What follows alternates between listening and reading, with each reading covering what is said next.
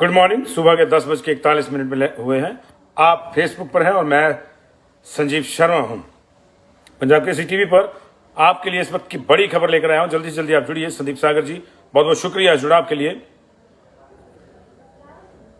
और तमाम दूसरे साथियों का भी शुक्रिया। काइंडली इसको शेयर भी कर दीजिएगा। इस वक्त की बड़ी खबर हम लेकर आए हैं। विक्रमादित्य कैबिनेट में होंगे या नहीं होंगे, इसको लेकर बड़ी कयास आराइयां चल रही हैं। अश्विनी कपूर जी, आपका भी स्वागत है। प्रभात आनंद जी, नमस्ते, कैसे हैं आप? सब ठीक ठाक? बीडी अब्रोल जी, बहुत बहुत शुक्रिया आप लोगों का। राजीव शर्मा जी, गुड मॉर्निंग, कैसे हैं आप? सब ठीक? तारकेश्वर जी, थैंक यू वेरी मच। सभी लोगों से मेरा आग्रह है इसको काइंडली शेयर भी कर दीजिएगा। महेंद्र ठाकुर जी, बहुत बहुत शुक्रिया आप लोगों का। प्रमोद सरकैक ji, thank you very much for joining us. Rachna Devi ji, नमस्कार, कैसी हैं आप? सुनील बिश जी, बहुत बहुत शुक्रिया आपका इस जुड़ाव के लिए। देवेंद्र ठाकुर जी, तो इस वक्त की बड़ी खबर, कैबिनेट में पेच फंस गया है। पेच ये फंसा है कि विक्रमादित्य कैबिनेट में हो या ना हो, इसको लेकर एक बड़ी खबर दिल्ली से आ रही है। 2 दिन तक दिल्ली में मंथन हुआ कि कैबिनेट में कौन कौन होगा। कैबिनेट ऑलमोस्ट डिसाइडेड है सिवाय एक पद के। वो पद है विक्रमादित्य सिंह का, और उसको लेकर ही सारा मंथन चला हुआ है। बेसिकली मंथन तो पहले दिन से चला हुआ है।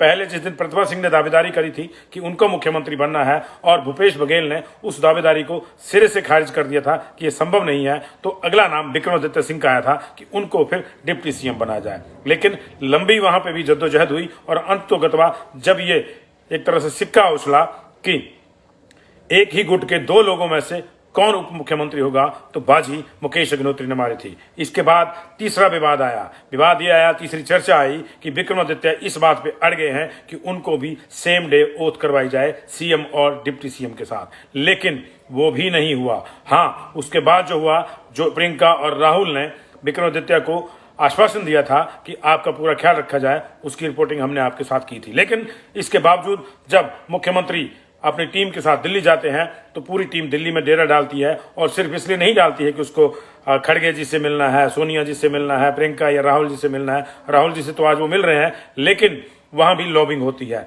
धनीराम शांडिल वहां पे डिप्टी सीएम बनने चले जाते हैं। लेकिन बड़ी खबर इस वक्त की आ रही है कि बावजूद इसके कि मुख्यमंत्री सुखविंदर सुक्खू ने डे 1 से यह कहा है कि विक्रमादित्य कैबिनेट में होंगे, विक्रमादित्य के कैबिनेट में होने को लेकर अभी अनिश्चितता है। माना यह जा रहा है कि अभी विक्रमादित्य को इंतजार करना पड़ सकता है।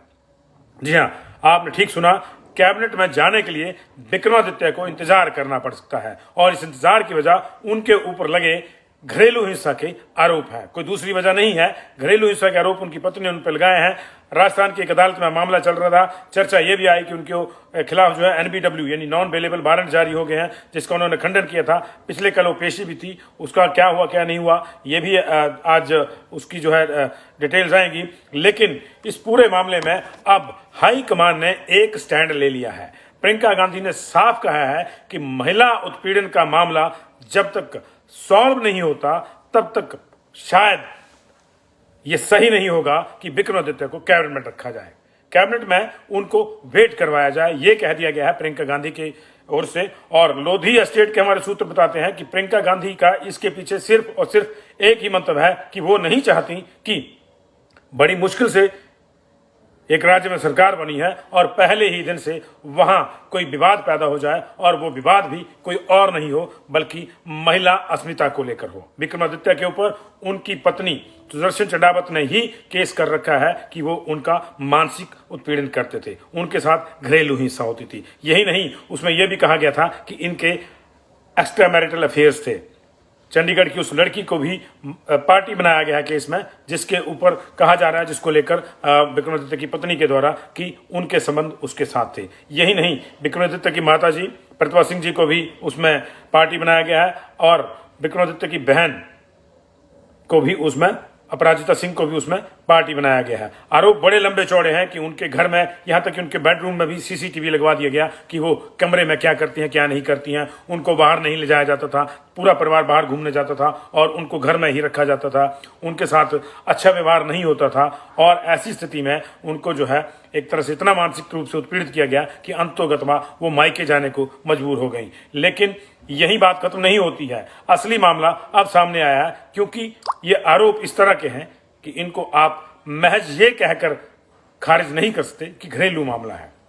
निश्चित तौर से मामला घरेलू हिंसा का है, और पति पत्नी की लड़ाई है, ये सही है ये गलत है ये तो तय होगा कोर्ट में ही। लेकिन विक्रमादित्य के ऊपर इस तरह के लांछन जो है पब्लिक लाइफ में उनके होने के कारण जो है थोड़ा सा परेशानी जरूर पैदा करते हैं। आपको याद होगा बीजेपी के एक विधायक के खिलाफ इस तरह का मामला आया था, उनकी पत्नी ने भी उन पर आरोप लगाए थे, मारपीट के आरोप लगे थे। बीजेपी के विधायक का इस्तीफा तो नहीं हुआ था, बीजेपी ने पूरा बचाव किया था उसका, लेकिन अंतोगत्वा उसकी टिकट कट गई थी। ऐसी स्थिति में अब कांग्रेस नहीं चाहती कि जो हमला उसने उस समय बीजेपी पर बोला गया था वही हमले बोलने का बीजेपी को मौका दिया जाए, और वो भी पहले ही दिन से। इसलिए कैबिनेट के गठन में जो देर हो रही है उसकी वजह भी यही है कि विक्रमादित्य सिंह को कहा है कि ठीक है आप तब तक इस मामले को सुलझा लें। मामला सुलझ जाता है तो विक्रमादित्य को खुशी खुशी कैबिनेट में लिया जाएगा, अन्यथा उनको वेट करना पड़ सकता है। ऐसी स्थिति में दो चीजें हैं, अगर 27-28 के पास कैबिनेट का विस्तार होना है, सेशन पहले हो जाएगा, यह भी अपने आप में ऐतिहासिक बात होगी कि सीएम और डिप्टी सीएम ही सेशन करवा देंगे, कोई मंत्री नहीं होगा, सिर्फ स्पीकर का चुनाव होगा उसमें। लेकिन उसके बाद भी अगर तब तक बात नहीं बनी तो निश्चित तौर से विक्रमादित्य को कैबिनेट में लेने को लेकर कई इफ्स एंड बट्स आ जाएंगे, खासतौर से जब अब प्रियंका गांधी ने साफ कर दिया है कि मामला क्लियर होने के बाद ही उनको पूरे उससे जो है प्रॉपरली लिया जाए, अन्यथा पहले आप गुरेज करें, क्योंकि वो नहीं चाहती कि महिला उत्पीड़न के आरोपों के साथ कांग्रेस के मंत्रिमंडल की शुरुआत हो। महिलाओं की वजह से लगता है कांग्रेस को कि उसको एक अच्छा खासा वोट परसेंटेज मिला है।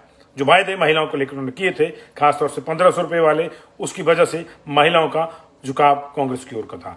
बाकी दूसरे मुद्दों को लेकर भी कांग्रेस लगातार मुखर रही है। लॉ एंड ऑर्डर और खासतौर से महिलाओं के ऊपर अपराधों को लेकर कांग्रेस ने लगातार बीजेपी की सरकार को परेशानी में रखा और उस पर हमले बोले। ऐसे में कांग्रेस नहीं चाहती कि अभी वही हमले वापस बूमरैंग करके उनके ऊपर आए। यही वजह है कि विक्रमादित्य का कैबिनेट बर्थ कंफर्म होने के बावजूद यह कहा गया है कि जब तक केस क्लियर नहीं हो जाता तब तक आपको वेट करना बेहतर रहेगा।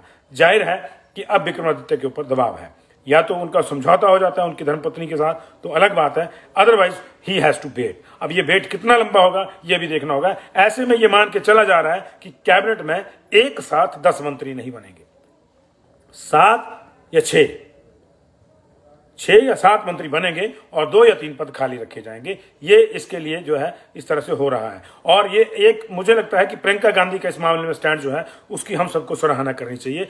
आप अगर सार्वजनिक लाइफ में हैं तो फिर आपको इस तरह के आरोपों को ये कहकर आप उनको जो है नल एंड वाइड नहीं कर सकते कि ये घरेलू मामला है। मामला तो है, घर का ही है, घरेलू हिंसा का मामला है तो घरेलू ही मामला है, लेकिन मामला है। और इस तरह के मामलों से आपकी छवि अच्छी नहीं होती, बाकी चीजें तो चलती रहती हैं। आप आंख मूंद के हम और आप ये भी नहीं कह सकते कि उनकी पत्नी ने झूठे आरोप लगाए हैं, और आंख मूंद के हम ये भी नहीं कह सकते कि उनकी पत्नी ने जो आरोप लगाए हैं वो सच्चे हैं। इसका फैसला अब जहां होगा वहीं होगा। लेकिन प्रियंका गांधी ने एक स्टैंड ले लिया है कि विक्रमादित्य को तब तक मंत्री नहीं बनाना बेहतर होगा। उन्होंने ये नहीं कहा है कि उसको मंत्री नहीं बनाना है, लेकिन उन्होंने कहा है कि तब तक मंत्री बनाना बेहतर नहीं होगा जब तक इस पूरे मामले में कुछ क्लैरिटी नहीं हो जाती, अन्यथा दिक्कतें हो सकती हैं। यही वजह है कि सुखविंदर सिंह सुक्खू ने कल मीडिया में सार्वजनिक तौर पर यह बयान दिया कि विक्रमादित्य सिंह को मंत्रिमंडल में रखेंगे। मतलब उनका बर्थ तय है, लेकिन कैबिनेट बर्थ तय है, लेकिन बाकी चीजें क्या है। बाकी देखिए, सुखविंदर सुक्खू ने यह तो नहीं कहा कि चंद्र कुमार मंत्री होंगे, हर्षवर्धन चौहान जो है वो मंत्री होंगे। वरिष्ठ लोग हैं, तय ही है उनका मंत्री होना। कुछ और लोगों का भी तय ही है मंत्री होना। लेकिन एक व्यक्ति विशेष को लेकर अगर ये बयान दिया जा रहा है तो इसको हम महज इस एंगल से देखें कि ये कांग्रेस की जो अंदर की राजनीति है, जो गुटबाजी है, उसकी वजह से दिया जा रहा है, तो मुझे लगता है ये गलत होगा। ये इसलिए बयान दिया गया कि विक्रमादित्य लॉबिंग छोड़कर इस मसले पर अपना ध्यान केंद्रित करें, क्योंकि इस तरह के आरोपों के साथ अगर आप मंत्रिमंडल में बैठते हैं तो जाहिर है कि कहीं ना कहीं बैक ऑफ द माइंड में ये चीजें आपको सताती रहेंगी, और कांग्रेस नहीं चाहती कि उसकी पूरी सरकार को यह मामला सताए। तो इस वक्त की बड़ी खबर, प्रियंका गांधी नहीं चाहती कि जब तक महिला उत्पीड़न के मामला जो है वो हल नहीं होता, सॉल्व नहीं होता, तब तक विक्रमादित्य को मंत्री बनाया जाए। उन्होंने मुख्यमंत्री सुखविंदर सिंह सुक्खू को साफ कहा है कि वे इस पूरे मामले में अपना जो स्टैंड है वो ले लें, और बेहतर होगा कि इस पूरे मामले का पटाक्षेप होने के बाद ही विक्रमादित्य को कैबिनेट में लिया जाए। ऐसे में यह लगता है कि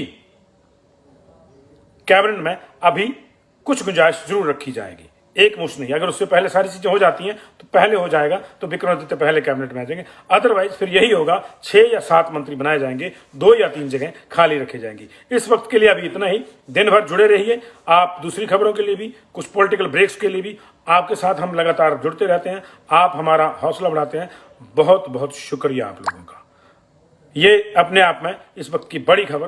प्रियंका गांधी ने इतना जरूर कहा है कि महिला उत्पीड़न के मामले में घिरे होने के कारण अभी विक्रमादित्य को सीधे एकदम से कैबिनेट में लेना सही नहीं होगा। बाकी निर्णय उन्होंने सुखविंदर सिंह सुक्खू पे छोड़ा हुआ है। बहुत बहुत शुक्रिया आप लोगों का।